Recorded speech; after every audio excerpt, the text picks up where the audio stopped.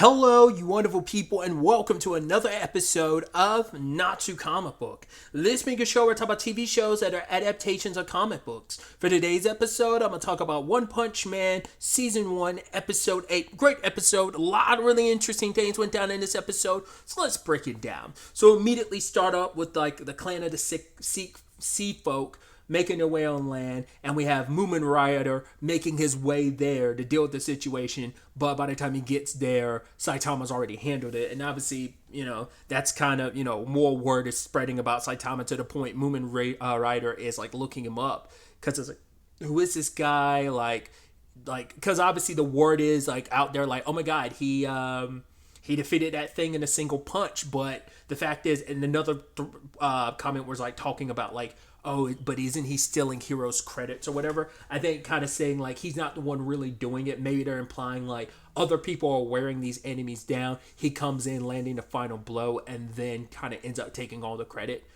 That seems to be the thing. Once again, Saitama's not online reading all this. I think probably Genos is, but also at the same time, after last episode, he's ignoring it because he made it clear, I'm following you through and through. So Genos gets called in because there is an attack on, City J, and more sea folk are showing up, and I believe he was an S-class hero. He was just an A-class hero, the first guy with, the lance thing. He ends up taking down, almost all the sea folk that were there. He got pretty roughed up during the fight, but he does handle it. They are sending in backup. So Saitama goes, and he's also got him rank up after everything. This most recent situation let him go from 5 to 2. So he's the moment he becomes B rank, he's not going to be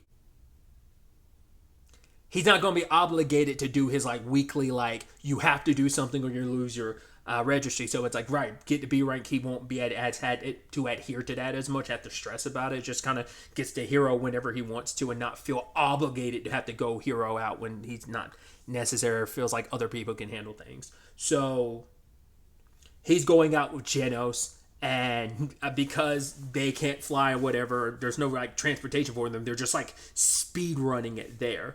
I'm curious. Because Genos is definitely not faster than Saitama, but I guess at that point Saitama was just going at a average enough speed, because it's well, there's little reason to go super speed until we know where we're going. We know we're going to City J, but where exactly stuff is popping off, until we get that exact location, I don't really, because you have Genos being I'll speed ahead and see, give you the lay of the land, and then I'll tell you what's up. Because after Home Dude finished his fight with that enemy, the problem is the Deep Sea King shows up, and he wrecks shop. Immediately takes this guy down, ends up taking down the next hero, Lightning Max. I mean, poor guy. Got to show off a little bit of what he's capable of, but immediately getting stomped. Knocked across to the other building, and then just having the crap beat out of. Because now the situation went from being a tiger to a demon. And that's the ranking I couldn't remember last episode. From lowest to highest, it's tiger, demon, dragon, and then god tier threats. So this thing has now made its way up to a demon threat, because it ended up taking down, because I think Lightning Max and the first guy with the lance are both I believe they were both A rank, so they got taken down. But luckily, Lightning Max gets saved by, Purry Purry Princess, who shows up. And his whole shtick is I hate that you're beating up all these handsome heroes that I hate that. So that's why he's stepping in. His whole shtick is he gets arrested because of, what was it about Beautiful Men? He does something to Beautiful Men, and that's why he's arrested, which is interesting that you're a prisoner specifically because of all of that, but it's they let you keep your hero license. In fact, you're part of the S ranks. In fact, you're the person that Genos now outbeats. You were 16 and now he took your position, so now you're at the bottom of the list, interestingly enough. But he's not alone. Sonic, when Purdy Prisoner broke out, Sonic took this opportunity to escape as well. But then, like, it's like, oh, I know exactly who you are, Sonic. You might be surprised, but it's like, I take notice of every handsome guy. So, of course, you were going to catch his eyes. But it's like, knowing what happened to these two handsome people, like, Purdy's like, right, just to test your might, I'm going to go half strength. And he transforms a little and buffs up, but then his shirt gets ripped, and he's like, no, you, like, that was made, I think he said specifically, made by my boyfriend. You made me rip that up. And he kind of attacks. I love that it turns into a little bit of a slugfest between, like, oh, he lands a, no, it's like the Deep Sea King lands a blow on him first, and then he counterattacks. And they kind of exchange blows, but the problem is the Deep Sea King is way stronger. Because Purdy's like, oh, that actually did do some damage, so I'm going to go full throttle. And he's like, my angel mode, like, was it prison angel style, is him basically stripping his clothes naked. He does eventually, like, his energy forms around his back and, like, takes on the form of, like, very beautiful wings.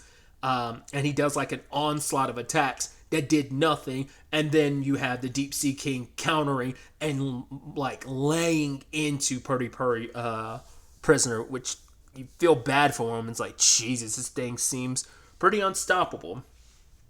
And then you even have Sonic fighting it for a bit, because Sonic outranks it in speed. This thing is strong, sure, but Sonic's landing blows with his speed. But the problem is, that's kind of all he's got in edge, except this thing is stronger now, because the moment it's like, ooh, it's raining. I'm like, let me guess, you're going to get stronger in your rain. And it does. It gets faster and stronger and bigger. And so it doesn't necessarily hit Sonic. It comes close, like the little, like, alien. God, what? I don't know enough about the Alien franchise, but the thing that comes out of the aliens, the chest burster, is that what the thing? Let's go. I don't know. No, the chest burster is a completely different thing, but yeah, the thing comes out of its mouth looking like a thing from Alien and snatches at his clothes. Then later on, it tries to grab him and crush him, but he ended up slipping out of his clothes, and now he's in the ring butt naked trying to escape simply. So he's like, I can't beat you when I don't have a weapon. So it is interesting. He ended up crossing paths with Genos as he was kind of leaving, and Genos doesn't recognize him. He's like, who is that hentai? Who is that pervert? You know? Because Genos was saying to Genos, like, you can't beat that thing. Like, essentially, like, you've met your match. Here you guys are parading around pretending to be heroes, and it kind of amounts to nothing because you're going to falter in front of this thing. So we'll find out next episode, obviously, where Genos stands against this thing. We'll see if he's able to put up a decent fight or not. I'd assume he will, but it's definitely not going to lean in his favor.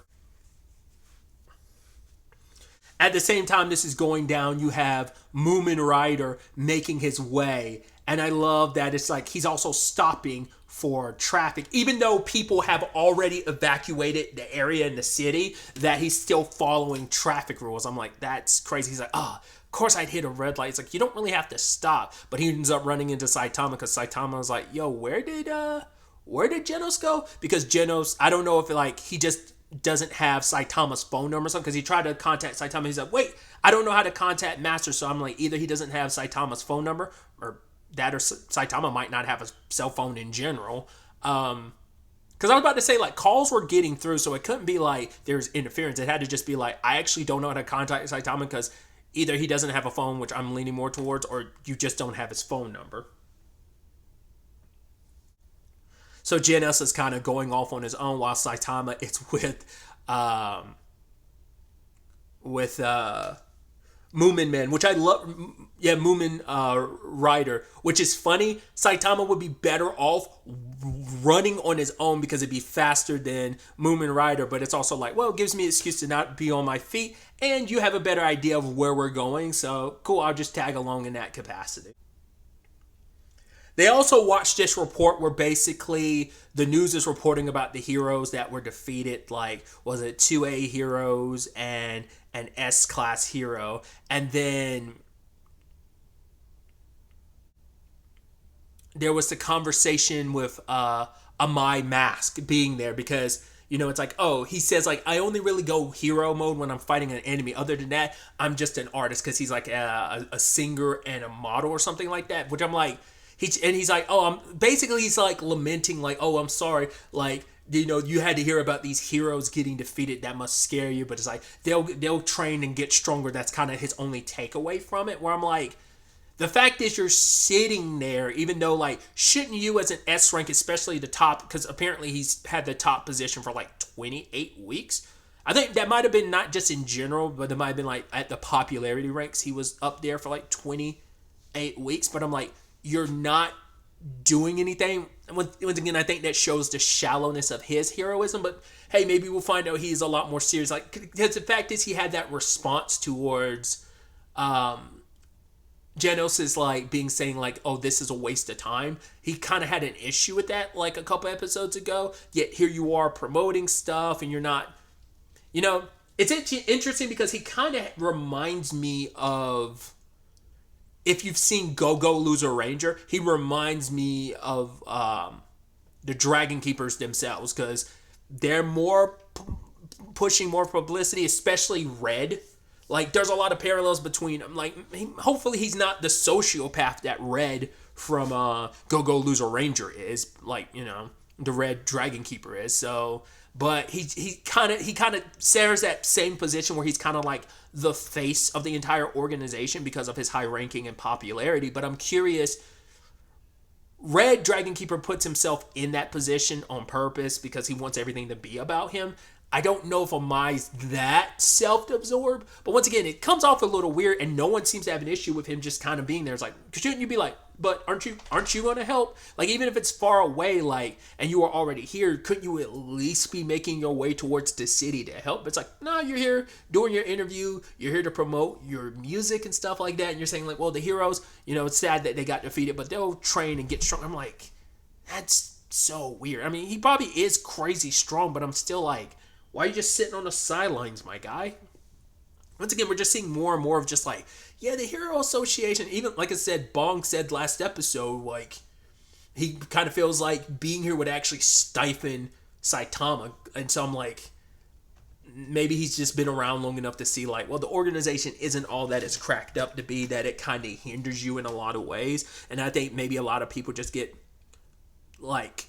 complacent with where they are. I don't know if Amai Mask is in that position or not, of like complacency of like, I don't really have to just jump up, like I have other obligations for the organization. Is he even working in the organization's best interest or only simply his own? There's a lot there that I'm like, I'm making this commentary, and once again, we don't really know the organization, but like I said, like last episode did not shine them in the best favors, especially some of the S rank people. So, but we are seeing a lot of heroes who are stepping up. You know, it's just like any organization. There's the good and there's the bad, and then there's the unconfirmed or undefined. I guess I should rather say in like a My Mask's case. So either way, the Deep Sea King ends up making his way to one of the shelters. So that answers a question I had. I was like, there is evacuations and stuff like that? I was bringing that up specifically, I guess, because it's such a dragon level threat that's different from this being a demon level threat. You're talking about a giant meteor crashing into a city versus like a solo monster, because the others have been defeated. So I guess that's the difference of like how they respond to it. But once again, the last minute thing was because they probably expected more heroes to show up to deal with it. But whatever the case may be, there are shelters and stuff like that ready. I just wasn't sure about that. And the Deep Sea King ends up attacking that shelter. And one of the people there is a hero, but he's kind of scared. He's like, right, we'll submit to you, just spare us. But he's like, I'm a C rank person. I can't do anything against this thing. But then it's like, he's thinking like, maybe I can buy enough time for an S-class hero to show up. But the problem is like, this thing's like, nah, I want you to scream in agony as I kill you horrendously. So there's no talking it down, and he's scared to step up. But we see Snek is there. There's another A rank and another. No, I think Snek's the only A rank. I think there was a B rank, and the other guy and the guy who was hiding, he was a hero, are both C rank. So it's like we'll see this through. We'll try and either way, they try to, you know, buy as much time as they can, and they're immediately wrecked. And before he could cause more havoc, though, Genos shows up. And Moomin Rider found out about them heading towards the shelter, so he was going in the wrong direction, so I had to turn around and head towards the shelter. But by the time Saitama came back, who got distracted because he got distracted by running into Sonic, because Sonic blasted past him, which sounds so funny to say that out of context because it sounds like I'm talking about Sonic the Hedgehog when I say that. But either way, Sonic blasted past him, and I'm surprised Sonic did, but I guess he's so caught up in the moment trying to get away to find a weapon that he didn't clock that Saitama was there, but Saitama noticed him when no one else would have. But because of that, Saitama comes back and finds Moomin's phone, and the Hero Association is talking to him about whatever the case may be, whoever this is on the phone, you need to stay away, things are kind of pretty bad. And Saitama hears that an S-class hero fell, and you're like, oh, he's probably worried because Genos went in that direction and doesn't know what happened to him, so he's probably going to assume something happened to Genos, and we'll see whether something did before he gets there. But I'm thinking that's why that super serious look was on his face, because if anything happens to my disciple, I do seem very flippant when it comes to him, but I do care about him. So we'll see where things go on that front, how this all potentially concludes next episode. But really, that's all I want to talk about. Till the next time we meet, be happy, be safe, live life to the fullest, and enjoy it. Good day and goodbye.